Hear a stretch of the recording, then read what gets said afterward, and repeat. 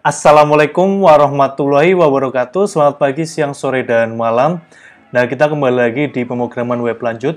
Kali ini kita akan langsung masuk di bagian paling inti pembelajaran web lanjut menggunakan kode igniter tentunya, yaitu untuk CRUD ya. Nah, CRUD ini dibagi menjadi 4. Yang pertama ada create, read, update, dan delete. Nah, kesemuanya itu adalah manipulasi dan manajemen pada database.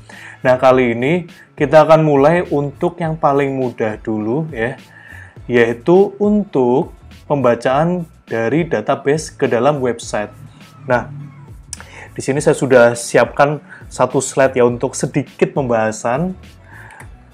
Nah, kita masuk di kode igniter CRUD, khususnya di bagian read. Nah, read itu adalah pembacaan data ya. Pembacaan data, dan yang harus kalian persiapkan adalah yang pertama adalah konfigurasinya. Konfigurasi itu ada 3 hal ya yang nanti harus kita lakukan kalau misalkan kita harus menggunakan kode igniter. Yang pertama kita harus config base URL-nya dulu ya. Yang kedua adalah kita harus mengubah settingan database-nya. Jadi ini sebetulnya settingan standar di semua pembuatan website, baik menggunakan framework PHP kode igniter ataupun tidak menggunakan framework kode igniter, seperti itu ya. Di sini harus kita setting dulu hostname-nya, username, password, dan database-nya. Yang ketiga adalah autoload-nya. Jadi autoload ini harus mengeload, harus menggunakan library DB-nya gitu ya. Istilahnya kalau misalkan C ini sudah lengkap, ada library, ada session. Nah, library database ini harus kita settingan dulu sehingga bisa digunakan seperti itu ya. Nah, selanjutnya setelah konfigurasi nanti selesai, nanti kita akan belajar tentang 3 hal ini. Yang pertama adalah kita harus setting modelnya dulu. Bagaimana caranya model ini bisa membaca data. Dan yang kedua adalah untuk di controller ya. Controller ini nantinya bisa menampung data dari model, lalu bisa kita manipulasi dan manajemen prosesnya, sehingga kita bisa bagi-bagi mana view yang menampilkan ini, mana view yang untuk menyimpan data, dan macam-macam gitu ya. Jadi controller itu pada basicnya saya jelaskan lagi ya, itu untuk menampung proses gitu ya, melakukan proses. Model itu khusus untuk manajemen data, untuk pembacaan database, insert, delete, dan update. Nah, yang terakhir adalah view. Itu adalah yang akan dinikmati oleh pengguna, yaitu berupa tampilan atau berupa graphical user interface seperti itu. Nah, kita langsung saja mulai untuk mengcodingnya. Di sini ingat ya, tadi 3 hal yang perlu kita mulai, yaitu untuk konfigurasi. Yang pertama, kita harus set base URL-nya. Nah, kita balik lagi dulu. Di sini konfigurasi itu base URL ada di file config ya. Jadi jangan lupa di sini config. Nah, karena saya menggunakan website yang sebelumnya kita gunakan, maka kalian juga harus menggunakannya juga. Tapi kalau misalkan kalian mau menggunakan website yang baru pure ya, yang download dari pertama dari website kode igniternya, kalian bisa langsung download saja dan settingannya juga sama. Yang pertama base URL-nya ini adalah alamat website kalian ya. Oke, di sini ini alamat website saya di localhost. Kalau komputer kalian nggak pakai port ya, berarti nggak usah pakai port. Karena laptop saya menggunakan port ya, saya meletakkan port di sini gitu ya. Jadi jangan bingung, karena kemarin juga ada yang tanya, Pak, gunanya 880 ini apa? Kalian nggak usah ya. Kalian satu kali lagi saya jelaskan, bahwa kalian tidak harus menggunakan port seperti itu. Dan yang kedua adalah kita harus setting database-nya ya. Nah, database itu di file database. Di sini. Nah, hostname-nya adalah localhost ya. Username-nya root. Password-nya adalah root. Yang terakhir adalah database-nya unit. Dan balik lagi di sini password-nya itu terserah, biasanya di komputer normal itu tidak menggunakan password gitu ya. Karena sekali lagi saya katakan di laptop saya menggunakan password dan passwordnya itu kebetulan root, maka saya letakkan passwordnya adalah root. Dan database-nya itu kalian terserah, kalian mau bikin database baru, kalian menggunakan database yang berbeda dengan punya saya juga tidak apa-apa. Yang penting ada data yang nanti akan kita praktekkan. Dan di sini sudah ada database unit yang sudah pernah saya buat. Nah, di sini saya sudah membuat database ya yang dulu pernah kita latihan. Di sini ada tabel MAS ya, terdiri dari nomor, nama, NIM, dan alamat di sini ya. Sudah ada 2 data yang nanti akan kita coba untuk tampilkan seperti itu. Dan yang terakhir adalah autoload library DB-nya, database-nya. Jadi di sini fungsinya untuk apa? Untuk mengaktifkan fungsi sehingga kita bisa menggunakan database. Oke, cukup simple, sudah selesai untuk 3 database. 3 settingan ini konfigurasinya sudah selesai dan website kita sudah bisa digunakan untuk manipulasi dan manajemen database. Dan untuk step selanjutnya yaitu kita masuk di bagian untuk setting modelnya ya. Setting modelnya sebelumnya kita sudah membuat setting ya. Nah, ini di modelku. Nah, di sini saya akan mengenalkan yang namanya Query Builder. Query Builder itu adalah fasilitas di dalam CodeIgniter yang akan memudahkan ya para developer untuk bisa memanipulasi atau manajemen database dengan mudah ya, dengan singkat. Ini kalian perhatikan.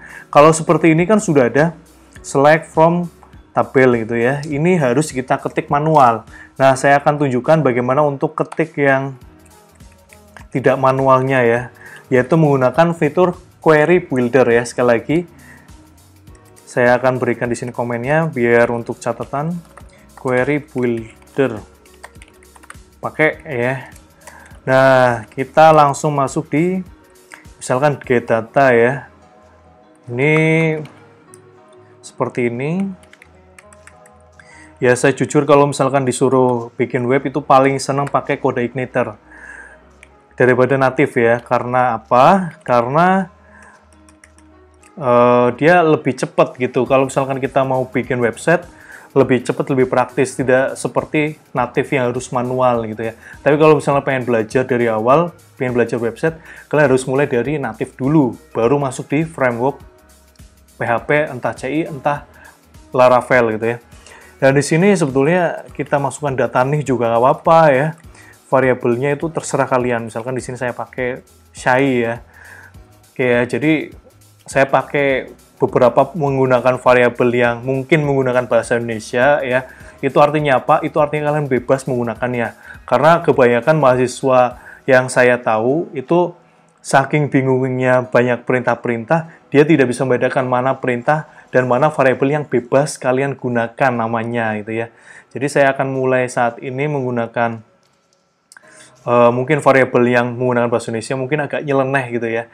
Tapi biar fungsinya kalian lebih memahami mana variabel yang sudah ketetapan, mana fungsi, mana sintaks yang sudah ketetapan harus digunakan namanya persis itu, dan mana yang bebas kalian gunakan namanya, seperti itu ya. Lalu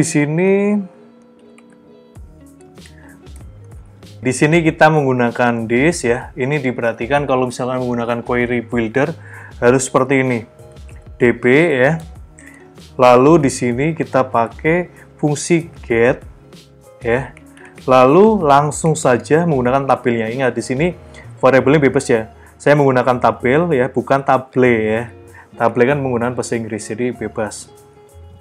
Lalu di sini return langsung aja Shai ya.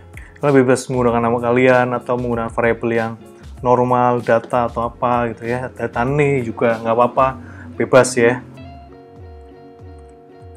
Nah, kalau ini harus ketetapan ya.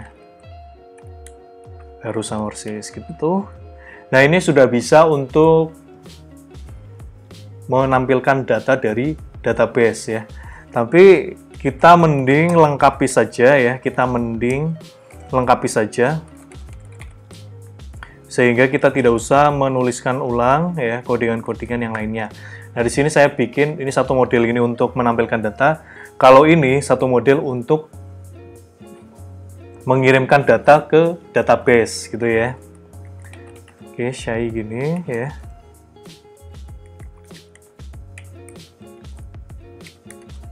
Dan di sini harus menggunakan insert ya. Tabel gini ya. Oh iya, selain kalian juga harus mendeklarasikan tabelnya, tabel mana yang akan dimasukkan datanya, dan kita juga harus menambahkan data apa yang akan kita masukkan. Makanya kita tulis di sini data ya. Lalu selanjutnya ada update ya. Apa ya paling enak ya? Yang mungkin lebih familiar misalkan update ya. Atau yang lebih bahasa Indonesia lagi perbarui gitu. Ini. Nah, di dalam update kan parameternya ada 3. Yang pertama, tabel mana yang akan diupdate, lalu data apa yang akan diupdate, lalu data mana ya yang akan ditunjukkan dengan where ya. Kalau ini sebetulnya where-nya nggak apa-apa sih, pakai variabel yang terserah gitu. Tapi oh ya sorry, ini saya agak kelupaan, harus jadi semua fungsi di dalam model itu harus di return ya, karena dia itu kan akan menjalankan fungsinya. Nah, kalau untuk masukan itu kan seperti ini saja, karena kita tidak membutuhkan array dalam bentuk data di dalam controller atau di view-nya gitu ya. Nah, selanjutnya di sini this ya. Terus di sini harus update ya. Nah, yang diupdate apa persis di sini. Jadi kita langsung kopas saja biar cepat. Lalu di sini ya.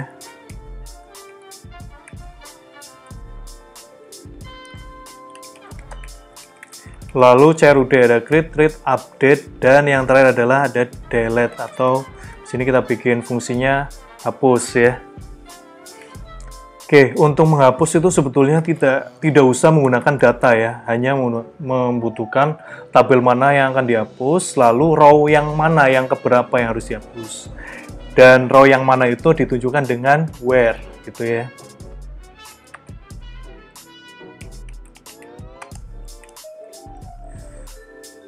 Oke.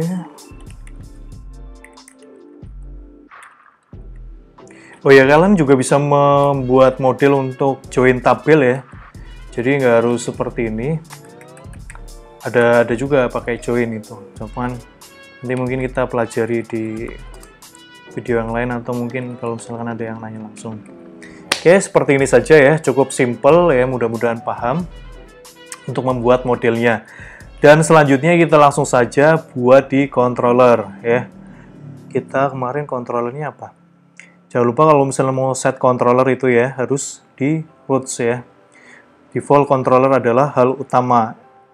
Nah, di sini kita akan utak-atiknya di sini ya. Oke, kita komenkan dulu metode ya yang tidak kita gunakan. Oke, ini juga kita komen dulu aja biar kita mulai dari nol. Oke, sudah selesai ya. Ini biar bisa buat catatan juga. Oke, kalau pengen menggunakan model seperti biasa, kita harus seperti ini.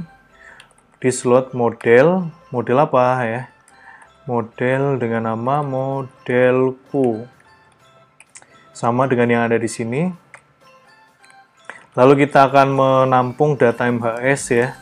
Di sini ada this modelku ya. Lalu di sini fungsinya apa? Get data ya. Get data. Nah, get data dengan tabel apa? Kenapa dia menanyakan tabelnya? Karena di sini membutuhkan parameter yaitu berupa nama tabelnya gitu. Kalau misalkan kalian tidak usah menggunakan ini, fungsi juga nggak apa-apa. Dia akan langsung otomatis nge-load tabel MHS. Tapi kalau misalnya seperti ini kan jadinya nanti kurang dinamis gitu. Kalau misalnya kita punya tabel yang banyak, akhirnya kita harus membuat fungsi-fungsi yang lain. Makanya di sini saya menggunakan tabel gitu ya.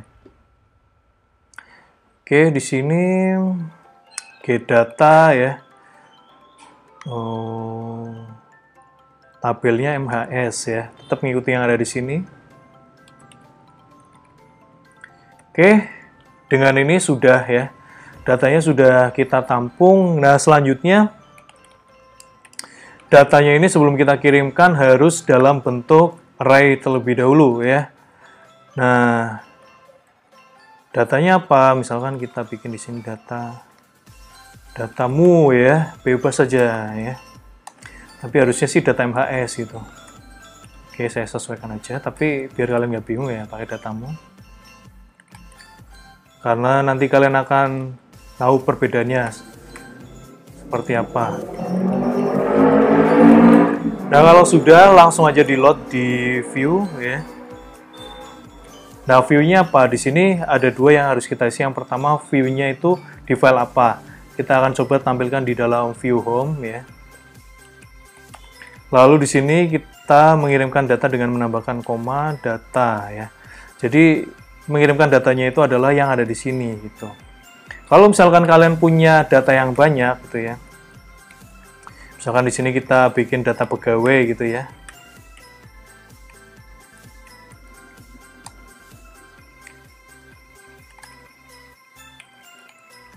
Gini ya, seperti ini ya, data pegawai gitu. Terus di sini pegawai gitu. Misalkan ada tabel pegawai. Itu kalian juga mengirimnya datanya seperti ini saja gitu. Dan kita nanti lihat ya. Nanti datanya akan bisa, nah ini yang ada di for each ini ya, datanya itu variabelnya itu mengikuti yang ada di sini ya. Bukan data MHS yang ini, tapi datamu, karena data MHS ini sudah masuk di dalam array yang ada di sini. Jadi ada array di dalam array, di sini penunjuknya adalah datamu ya. Oke, di sini. Dan seharusnya sudah bisa langsung ditampilkan ya. Web data MHS. Oke ya, karena kita tidak menggunakan pegawai ya. Ini aja. Nanti malah error semua. Oke ya. Cukup simple penggunaan select atau pembacaan data dari CI ya, database CI. Jadi gitu aja. Kalau misalkan kalian pengen menggabungkan dua tabel atau mendapatkan data dari dua tabel tapi hanya ditampung di dalam satu metode di dalam controller, itu kalian bisa menggunakan cara yang seperti ini ya. Get datanya tabel yang lain, lalu kalian bikin satu variabel lagi yang harus beda ya, jangan mereplace ini, nanti kalian akan mereplace jadinya data yang sebelumnya akan hilang. Nah, yang ini kalian tinggal bikin lagi data pegawai, data peg gitu, dan dikirimkan dengan data yang variabel yang sama, yaitu dari sini. Lalu untuk menampilkan kalian bisa bikin for each lagi datamu ya. Lalu di sini kalau misalnya ada data pegawai, ada data pegawai gitu. Itu mudah-mudahan paham dan jelas. Langsung saja nanti kita akan lanjutkan di bagian create ya, atau untuk menyimpan data, dan tentunya pasti akan lebih mudah dari yang ini. Oke, begitu. Terima kasih atas perhatiannya. Seperti biasa, kalau misalnya ada pertanyaan, kalian bisa langsung chat di WhatsApp saya, atau kalian juga bisa chat langsung di WhatsApp group, atau mungkin saja bisa kalian tanyakan di komentar YouTube ini. Terima kasih atas perhatiannya. Selamat pagi, siang, sore, dan malam. Wassalamualaikum warahmatullahi wabarakatuh.